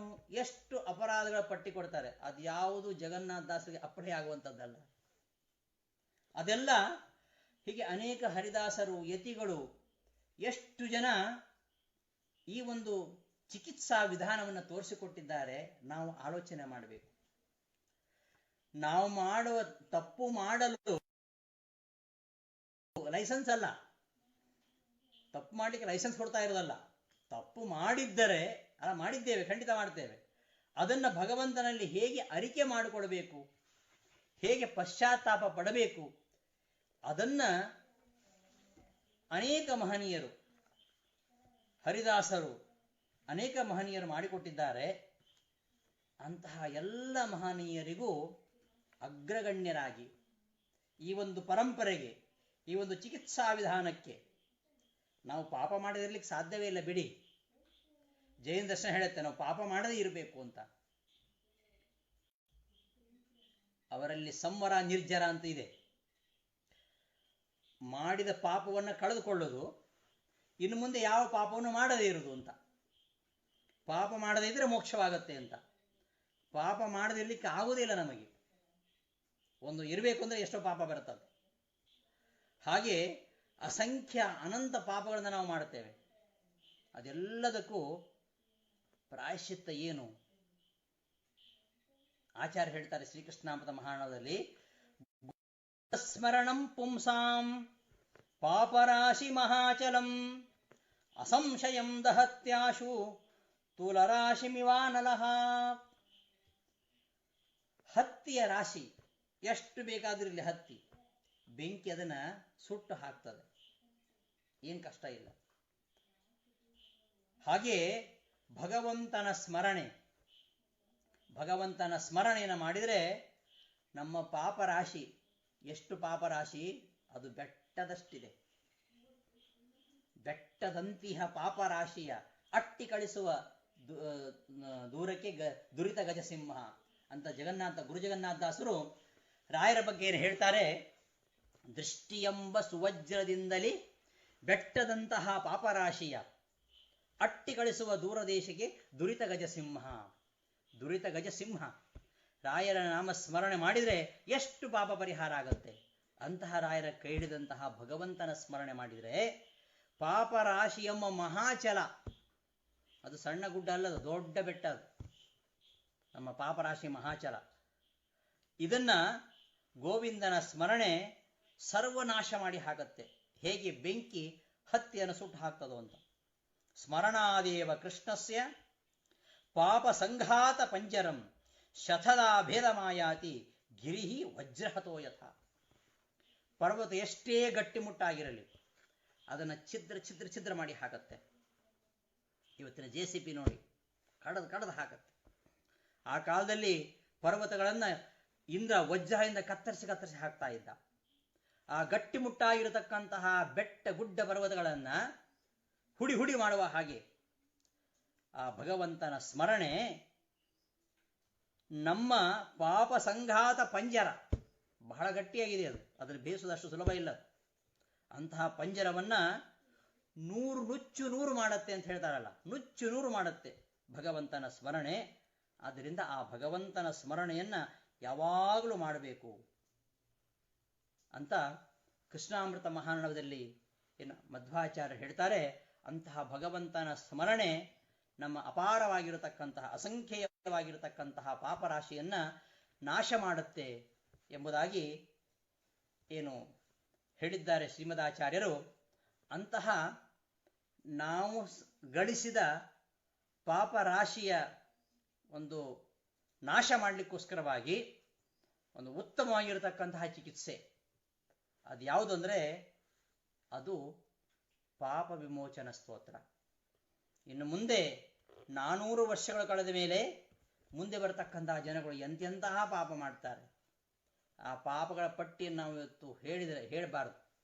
ಅಷ್ಟು ಪಾಪಗಳು, ಅಷ್ಟು ಅನಾಚಾರ ಅತ್ಯಾಚಾರಗಳು ಇವತ್ತು ನಡೀತಾ ಇದೆ.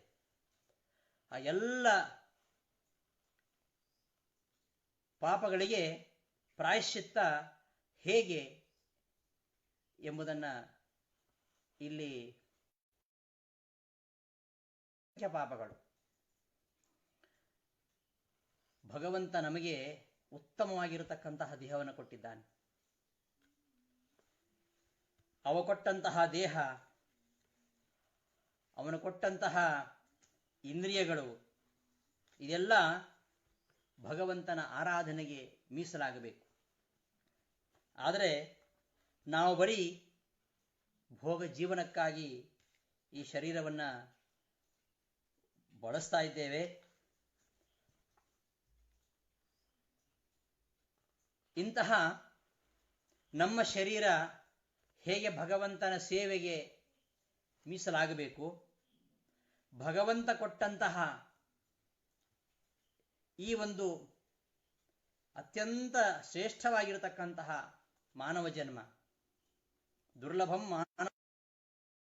ದುರ್ಲಭಂ ಭಾರತೇ ಜನ್ಮ, ಅದರಲ್ಲಿಯೂ ವೈಷ್ಣವ ಜನ್ಮ ಪರಮ ದುರ್ಲಭ. ಎಷ್ಟೋ ಜನ್ಮಗಳು ಕಳೆದು ವೈಷ್ಣವ ಜನ್ಮ ಬರ್ತದೆ. ಅದರಲ್ಲಿಯೂ ನಾವು ಮಧ್ವಾಚಾರ್ಯರ ಪರಂಪರೆಯಲ್ಲಿ ಬಂದಿದ್ದೇವೆ ಅಂದರೆ ಎಷ್ಟು ಜನ್ಮ ದಾಟಿದ್ದೇವೆ. ಅದ್ಯಾವುದೋ ಜನ್ಮದಲ್ಲಿ ಮಾಡಿದಂತಹ ಒಂದು ಸುಕೃತದಿಂದ ನಾವು ಮಧ್ವಾಚಾರ್ಯರು ಹಾಕಿಕೊಟ್ಟ ದಾರಿಯಲ್ಲಿ ಈಗಷ್ಟೇ ಪುಟ್ಟ ಹೆಜ್ಜೆ ಇಟ್ಟಿದ್ದೇವೆ. ಅಂತಹ ಈ ಒಂದು ಶರೀರವನ್ನ ನಾವು ಒಳ್ಳೆ ರೀತಿಯಲ್ಲಿ ಉಪಯೋಗಿಸೋದು ಬಿಟ್ಟು ಪಾಪ ಕಾರ್ಯವನ್ನು ಮಾಡ್ತಾ ಇದ್ದೇವೆ. ಹೇಳ್ತಾರೆ ವಿಜೇಂದ್ರರು, ಮಮ ಪಾಪ ಸಮಾನ ಪಾಪಕರ್ತ, ಮಮ ಪಾಪ ಸಮಾನ ಪಾಪಕರ್ತ ಪುರುಷೋ ನಾಸ್ತಿ ನಾಸ್ತಿ ನಾಸ್ತಿ. ನೋಡಿ ಎಂತಹ ಉದ್ಗಾರ, ನನ್ನಂತಹ ಪಾಪಿಷ್ಟನೇ ಇಲ್ಲ ಅಂತ. ಎಂತಹ ಪಾಪಕೂಪದಲ್ಲಿ ಬಿದ್ದು ಕುಗ್ಗಿದಂತಹ ವ್ಯಕ್ತಿಗೆ ಜೀವನೋತ್ಸಾಹವನ್ನು ತುಂಬಿಸುವಂಥದ್ದು ಈ ಸಂಜೀವಿನಿ, ಪಾಪ ವಿಮೋಚನ ಸ್ತೋತ್ರ. ನನ್ನ ಜೀವನ ಮುಗೀತು, ಹಾಳಾದೆ ನಾನು, ನನ್ನ ಲೈಫೇ ಇಲ್ಲ ನನಗೆ ಅಂತ ನೆಲಕಚ್ಚಿದಂತಹ ವ್ಯಕ್ತಿ ಪಾಪಕೂಪದಲ್ಲಿ ಬಿದ್ದು ನಾನು ಹಾಳಾದೆ ಅಂತ ಸಂಪೂರ್ಣವಾಗಿ ಹತಾಶನಾಗಿರತಕ್ಕಂತಹ ವ್ಯಕ್ತಿ ಆದದ್ದಾಯಿತು, ಇನ್ನಾದರೂ ಒಳ್ಳೆ ಹಾದಿ ಹಿಡಿಯೋ ಪ್ರಾಣಿ ಅಂತ ದಾಸರು ಹೇಳಿದ ಹಾಗೆ ಮತ್ತೆ ಮರು ಜೀವವನ್ನ, ಚೈತನ್ಯವನ್ನ ತುಂಬಿಸ್ತಕ್ಕಂತಹ ಒಂದು ಅದ್ಭುತವಾಗಿರ್ತಕ್ಕಂತಹ ಸಂಜೀವಿನಿಯನ್ನ ದೂರದೃಷ್ಟಿಯಿಂದ ಮುಂದಿನ ಜನಕ್ಕೆ ಇದು ಉಪಕಾರ ಆಗತ್ತೆ ಎಂಬ ದೃಷ್ಟಿಯಿಂದ ವಿಜಯತೀರ್ಥರು ಅವತ್ತು ರಚನೆ ಮಾಡಿದ್ದಾರೆ ಕುಂಭಕೋಣಂದಲ್ಲಿ. ಕುಂಭಕೋಣ ತುಂಬಾ ಶ್ರೇಷ್ಠವಾಗಿರತಕ್ಕಂತಹ ನಗರ ಅದು. ಕುಂಭಕೋಣವನ್ನು ವರ್ಣಿಸುವಾಗ ಹೇಳ್ತಾರೆ ಅಲ್ಲಿ, ವಿಜೇಂದ್ರರು ಎಂತಹ ಪ್ರಭಾವವನ್ನು ಬೀರಿದ್ದಾರೆ ಅಲ್ಲಿ. ನಮ್ಮ ವೈದಿಕ ಧರ್ಮವನ್ನ ಎಷ್ಟು ಸುಂದರವಾಗಿ, ಎಷ್ಟು ಸುಭದ್ರವಾಗಿ ಅವರು ಸ್ಥಾಪಿಸಿದ್ದಾರೆ ಅನ್ನೋದಕ್ಕೆ ಅಲ್ಲಿ ರಿಸಲ್ಟ್ ನೋಡ್ಬೇಕು ನಾವು. ವಿಜೇಂದ್ರ ತೀರ್ಥರು ಬಂದ ಮೇಲೆ, ನಂತರ ವಿಜೇಂದ್ರ ತೀರ್ಥರ ಶಿಷ್ಯರು ಸುಧೀಂದ್ರ ತೀರ್ಥರು ಇರುವಾಗ, ಸುಧೀಂದ್ರ ತೀರ್ಥರನ್ನ ಕಾಣಲಿಕ್ಕೆ ವೆಂಕಟನಾಥಾಚಾರ್ಯರು ಹೋಗ್ತಾರೆ ರಾಘವೇಂದ್ರ ವಿಜಯದಲ್ಲಿ 6ನೇ ಸರ್ಗದಲ್ಲಿ. ಅಂದಿನ ಆ ಕುಂಭಕೋಣದ ಒಂದು ವಾತಾವರಣ, ಆ ಪರಿಸರ ಎಷ್ಟು ಅದ್ಭುತವಾಗಿದೆ ಅದನ್ನು ನಾವು ನಾರಾಯಣಾಚಾರ್ಯ ಮಾತಿನಲ್ಲಿ ಕೇಳಬೇಕು. ಗ್ರಾಮೇ ಗ್ರಾಮೇ ತದ್ಗ್ರಹಾಣಾಂ ಸಹಸ್ರಂ, ಗೇಹೇ ಗೇಹೇ ಪಂಡಿತಾ ಏವ ಸರ್ವೇ. ಇವತ್ತೆಲ್ಲ ಒಂದು ಮನೆಗೆ ಒಬ್ಬನಾದ್ರೂ ಪಂಡಿತ ಇರಲಿ ಅಂತ ಆಲೋಚನೆ ಮಾಡುವವರು ಇಲ್ಲ ಇವತ್ತು. ಅಟ್ಲೀಸ್ಟ್ ನಮ್ಮ ಮನೆಯಲ್ಲಿ ಒಬ್ಬನಾದ್ರೂ ಪಂಡಿತನಾಗಲಿ ಅಂತ ಇಲ್ವೇ ಇಲ್ಲ. ಆಗ ವಿಜೇಂದ್ರ ತೀರ್ಥರು ಎಂಥ ಒಂದು ಸನಾತನ ಪರಂಪರೆಯನ್ನ ಮೂಲವಾಗಿ ಕುಂಭಕೋಣದಲ್ಲಿ ಬೆಳೆಸಿದ್ದಾರೆ ಅಂದ್ರೆ, ಪ್ರತಿಯೊಂದು ಹಳ್ಳಿಯಲ್ಲಿಯೂ, ಪ್ರತಿಯೊಂದು ಮನೆಯಲ್ಲಿಯೂ ಎಲ್ಲರೂ ಪಂಡಿತರೇ. ಸುಮ್ಮನೆ ಅಲ್ಲ, ಆ ಹಂತಕ್ಕೆ ಬರಬೇಕಾದ್ರೆ ನಾವು ಸಾಧನೆ ಮಾಡೋದೇ ಕಷ್ಟ, ಇನ್ನೊಬ್ಬರ ಹತ್ರ ಮಾಡಿಸೋದು ಮತ್ತೂ ಕಷ್ಟ. ವಿಜಯನ್ ತೀರ್ಥರ ಒಂದು ಪ್ರಭಾವ, ಅವರ ಮಹಿಮೆ, ಅವರ ಬೋಧನೆ, ಅವರ ಚಿಂತನೆ, ಅವರ ಕಾಳಜಿ, ಅವರ ಸಜ್ಜನ ವಾತ್ಸಲ್ಯ, ಅದು ಎಷ್ಟಿತ್ತು, ಸಾಮಾಜಿಕ ಕಳಕಳಿ ಅನ್ನೋದು ಈ ರಿಸಲ್ಟ್ ಅನ್ನು ನೋಡಬೇಕು. ಕಾರ್ಯವನ್ನು ನೋಡಿ ಕಾರಣವನ್ನು ಊಹಿಸಬೇಕು ಅಂತ ಹೇಳ್ತಾರಲ್ಲ, ಆ ರಿಸಲ್ಟ್ ನೋಡಿ, ಆ ಫಲಿತಾಂಶ. ಶೈವರೇ ತುಂಬಿರತಕ್ಕಂತಹ ದೇಶದಲ್ಲಿ, ನಾಸ್ತಿಕ್ಯವೇ ಹರಿದಾಡ್ತಾ ಇರತಕ್ಕಂತಹ ಪ್ರದೇಶದಲ್ಲಿ, ಪರಮತೀಯ ಒಂದು ವಿಷಮ ವಾತಾವರಣದಲ್ಲಿ ಪ್ರತಿಯೊಬ್ಬರೂ ಕೂಡ, ಪ್ರತಿಯೊಂದು ಗ್ರಾಮದಲ್ಲಿಯೂ, ಪ್ರತಿಯೊಂದು ಊರಿನಲ್ಲಿಯೂ, ಪ್ರತಿಯೊಂದು ಮನೆಯಲ್ಲಿಯೂ ಕೂಡ ಪ್ರತಿಯೊಬ್ಬರು ಪಂಡಿತರಾಗಬೇಕಾದ್ರೆ ಅವರು ಎಷ್ಟು ಕಾಳಜಿಯಿಂದ ಆ ಫೀಲ್ಡ್ ವರ್ಕ್ ಮಾಡಿದ್ದಾರೆ, ಹೋಮ್ ವರ್ಕ್ ಮಾಡಿದ್ದಾರೆ, ಇದನ್ನು ಅರ್ಥೈಸ್ಕೊಳ್ಬೇಕು ನಾವು. ಒಂದು ಉತ್ತಮವಾದ ಫಲಿತಾಂಶ ಸುಮ್ಮನೆ ಬರುವುದಿಲ್ಲ. ಕುಂಭಕೋಣಂನಲ್ಲಿ ಮನೆಯಲ್ಲಿಯೂ, ಕುಟುಂಬದಲ್ಲಿಯೂ, ಹಳ್ಳಿಯಲ್ಲಿಯೂ ಕೂಡ ವಿದ್ವಾಂಸರು ತುಂಬಿದ್ದಾರೆ ಅಂದರೆ ಅದು ಸಣ್ಣ ಸಾಧನೆ ಅಲ್ಲ. ಒಂದು ಮಠಕ್ಕೆ ವಿದ್ವಾಂಸರನ್ನ ಪೋಷಣೆ ಮಾಡುವಂಥದ್ದು, ವಿದ್ವಾಂಸರನ್ನು ಬೆಳೆಸುವಂಥದ್ದು ಕಷ್ಟ ಇದೆ, ಅಷ್ಟು ಸುಲಭದ ಕೆಲಸ ಅಲ್ಲ ಅದು. ಅದನ್ನು ಇವತ್ತು ವಿದ್ಯಾಮಠ ಮಾಡ್ತಾ ಇದೆ. ಅಂತಹ ವಿಜೇಂದ್ರರು ಆ ಕಾಲಕ್ಕೆ ಅದ್ವೈತವೇ ತುಂಬಿದಂತಹ ಕಾಲದಲ್ಲಿ, ಅದ್ವೈತವೇ ಮೆರಿತಾ ಇರತಕ್ಕಂತಹ ಕಾಲದಲ್ಲಿ ಪ್ರತಿ ಮನೆಯಲ್ಲಿಯೂ ಕೂಡ ಪಂಡಿತರು ನಿರ್ಮಾಣ ಆಗುವ ರೀತಿಯಲ್ಲಿ ಗ್ರಾಮೇ ಗ್ರಾಮೇ ಅಧ್ಯಾಪಕ ಜಾತ ಮಾತ್ರ ಗೇಹೇ ಸರ್ವಶಾಸ್ತ್ರಾಗಮಾನಂ ಸಾಯಂ ಪ್ರಾತಃ ಹೋಮ ಧೂಮಾತಿ ನೀಲಂ ರೂಪೋಪೇತಂ ಯತ್ರ ನಿರೂಪಮಭ್ರಂ. ಪ್ರತಿಯೊಂದು ಗ್ರಾಮದಲ್ಲಿಯೂ, ಪ್ರತಿಯೊಂದು ಮನೆಯಲ್ಲಿಯೂ ಪ್ರತಿಯೊಬ್ಬರು ಶಾಸ್ತ್ರದಲ್ಲಿ, ವೇದದಲ್ಲಿ ಅಧ್ಯಾಪಕರಾಗಿದ್ದರಂತೆ. ಅಂತಹ ಒಂದು ಗ್ರೌಂಡ್ ವರ್ಕ್ ಅಂತಾರಲ್ಲ, ಬಹಳ ಭದ್ರವಾದ ತಳಹದಿ. ಅದು ವಿಜೇಂದ್ರ ಹಾಕಬೇಕಾದ್ರೆ ಅವರ ಪಾಂಡಿತ್ಯ, ಅವರ ನೈಪುಣ್ಯ, ಅವರ ಚಾತುರ್ಯ, ಅವರ ಸಾಮಾಜಿಕ ಕಳಕಳಿ ಹಾಗೂ ಶಾಸ್ತ್ರದ ಬಗ್ಗೆ ಇರತಕ್ಕಂತಹ ಅಪಾರವಾಗಿರತಕ್ಕಂತಹ ಕಾಳಜಿ, ಅದನ್ನು ಬೆಳೆಸಬೇಕು, ಉಳಿಸಬೇಕು ಎನ್ನುವ ಹಂಬಲ ಎಷ್ಟಿತ್ತು ಎಂಬುದನ್ನು ನಾವು ತಿಳ್ಕೊಳ್ಬೋದು. ಅಂತಹ ವಿಜೇಂದ್ರ ತೀರ್ಥರು ಆ ಕಾಲದಲ್ಲಿ ಪಾಪ ವಿಮೋಚನೆ ಸ್ತೋತ್ರ ಮಾಡುವ ಅಗತ್ಯ ಇರಲಿಲ್ಲ. ಯಾಕಂದ್ರೆ ಎಲ್ಲರ ಮನೆಯಲ್ಲಿಯೂ ಕೂಡ ಎಲ್ಲ ವಿದ್ವಾಂಸರೇ, ತಿಳಿದವರು, ಭಗವಂತನ ಆರಾಧನೆ ಮಾಡತಕ್ಕಂಥವರು. ಸಾವಿರಾರು ಪಾಪಗಳ ಪಟ್ಟಿಯನ್ನು ಕೊಡತಕ್ಕಂತಹ ಪಾಪಿಷ್ಟ್ರು ಆಗಿರಲಿಲ್ವೋ ಏನೋ. ಮುಂದೆ 400 ವರ್ಷಗಳು ಕಳೆದ ಮೇಲೆ ಮುಂದೆ ಇಂಥ ಜನ ಬರ್ತಾರೆ. ಅವರು ಭಗವಂತನಲ್ಲಿ ಹೇಗೆ ನಿವೇಶಿಸಿಕೊಳ್ಬೇಕು, ಅವರಿಗೆ ಮುಖ ಇರುತ್ತಾ, ಹೇಗೆ ಮುಖ ತೋರಿಸ್ತಾರೆ ಅವರು? ಅವರಿಗೆ ಮುಖನೇ ಇಲ್ಲ ಅವರಿಗೆ. ಆದ್ದರಿಂದ ಅವರ ಪರವಾಗಿ ತಾನು ಭಗವಂತನಲ್ಲಿ ನಿವೇದನೆ ಮಾಡತಕ್ಕಂತಹ ಈ ಒಂದು ಪರಿಯನ್ನು ನೋಡಿದರೆ ವಿಜೇಂದ್ರ ತೀರ್ಥರ ಕಾರುಣ್ಯ, ನಮ್ಮ ಮೇಲಿರ್ತಕ್ಕಂತಹ ಒಂದು ಅಪಾರವಾಗಿರ್ತಕ್ಕಂತಹ ವಾತ್ಸಲ್ಯ, ಇದು ನಮಗೆ ಅರ್ಥವಾಗುವುದಿಲ್ಲ. ಅಂತಹ ಅದ್ಭುತವಾಗಿರತಕ್ಕಂತಹ ಕೊಡುಗೆಯನ್ನ, ಅದ್ಭುತವಾಗಿರತಕ್ಕಂತಹ ಪ್ರೀತಿಯನ್ನ, ಅದ್ಭುತವಾಗಿರತಕ್ಕಂತಹ ದ್ವೈತ ಸಾರಸ್ವತ ಕೊಡುಗೆಯನ್ನ ವಿಜೇಂದ್ರ ತೀರ್ಥರು ಕೊಟ್ಟಿರುವುದು ಇದು ನಮ್ಮ ವಿದ್ಯಾಮಠಕ್ಕೆ ಹೆಮ್ಮೆ. ಇದಕ್ಕೆ ನಾವು ಹೆಮ್ಮೆ. ಇಂತಹ ಒಬ್ಬ ಯತಿವರ್ಯರು ನಭೂತೋ ನ ಭವಿಷ್ಯತಿ, ಇನ್ನು ಮುಂದೆ ಬರ್ತಾರಲ್ಲೋ ಗೊತ್ತಿಲ್ಲ. ಅಂತಹ ಒಬ್ಬ ಅಪ್ರತಿಮ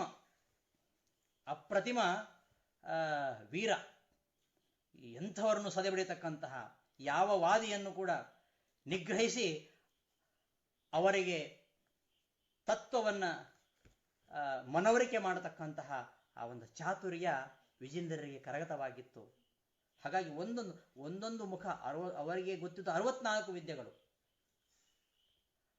ಹಾಗೆ ಆ ರೀತಿಯಲ್ಲಿ ವಿಜೇಂದ್ರ ತೀರ್ಥರು ಮಾಡಿದಂತಹ ಒಂದು ಸಾಧನೆ, ಅದರ ಹಿಂದೆ ಇರುವಂಥದ್ದು ಗುರುಗಳು, ವ್ಯಾಸರಾಜರ ಒಂದು ಅವರ ಹಿಂದೆ ಇದ್ದಾರೆ ಅವರು. ಮುಂದೆ ಗುರಿ, ಹಿಂದೆ ಗುರು ಅಂತ ಹೇಳ್ತಾರೆ. ಆ ಗುರುಗಳ ಒಂದು ಬೆಂಬಲ, ಅವರ ಆಶೀರ್ವಾದ, ಅವರ ಕರುಣಾ ಕಟಾಕ್ಷ ಅದು ಅವರಲ್ಲಿ ಇತ್ತು. ಮತ್ತೆ ವಾದಿರಾಜರಂತಹ ಉತ್ತಮ ಸ್ನೇಹಿತರು. ಹಾಗಾಗಿ ವಿಜೇಂದ್ರ ತೀರ್ಥ ಶ್ರೀಪಾದಂಗಳವರು ಒಬ್ಬ ಅದ್ಭುತ ಲೋಕೋತ್ತರವಾಗಿರತಕ್ಕಂತಹ